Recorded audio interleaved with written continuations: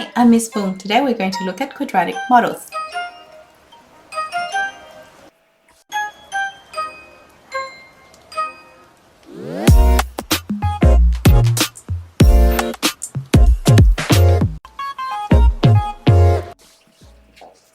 Example 1. Yunuli wishes to fence off a strawberry garden in her backyard. She has 16 meters of fence which she will use for 3 sides of the garden, with an existing wall as a 4th side. Calculate the maximum area she can enclose. So let's draw a diagram first. So she has 3 sides to work on and 1 side is a wall, and these 3 sides have to add up to 16.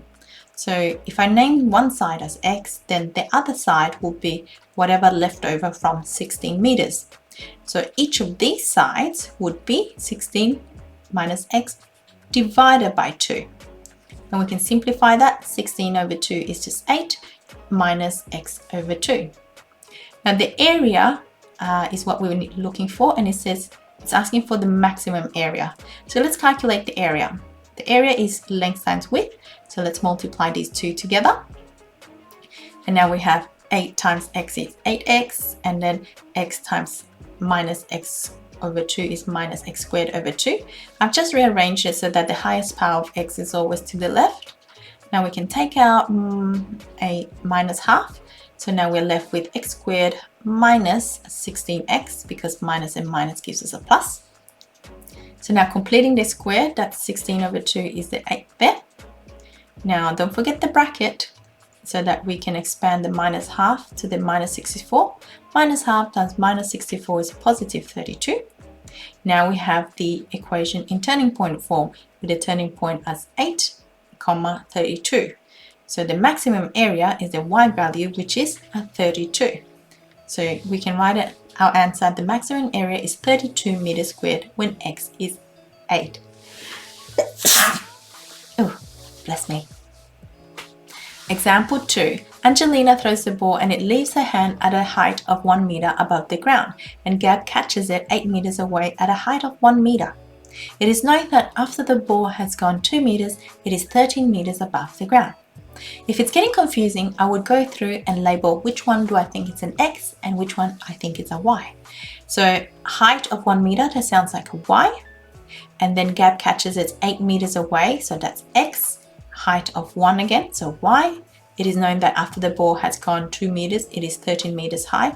So X is 2 meters and Y is 13 meters. Now the initial X value would be 0. So I'll write those things down. Part A, the path of the ball forms a parabola. Determine this equation. So from the data, we can write them coordinates down. So 0, 1, as we said, and then we have 8, 1, and we have 2, 13. Next, we can write the equation, and we can write it as the standard form or the y-intercept form because we have 3 points. Recall which form to use from the previous video. So now we substitute. We substitute 0, 1 first because it has a 0. We can figure out what C is. Plugging in all the x's as 0 and y is 1. C is clearly 1. Then we can rearrange the equation to write it as C as 1, and then we're going to use this equation to substitute the other values. So when we have 8, 1, sub it in this equation, we will get y is 1, 8 squared is 64, and then 8b plus 1. And cancel out the 1s on both sides. We have 0 equals 64 plus 8. And then substitute the other value in to, again, that equation there. We have 13 equals 2 squared is 4a plus 2b plus 1. Get rid of the 1 on both sides. We have 12 equals 4a plus 2b. Now we have these two equations. Let's do this second equation minus 4 of these. So 8b minus 4 times 2b would cancel out. So now we have that minus 4 of those is 0 minus 4 times 12 is minus 48. And then 64 minus 4 times 4 gives us 48a. So a is equal to minus 1. And then we sub that into the easier equation. I can do this equation or that equation, but sub it into this equation. So 64 times minus 1 is minus 64. And then bringing the dividing by 8 gives us b equals 8.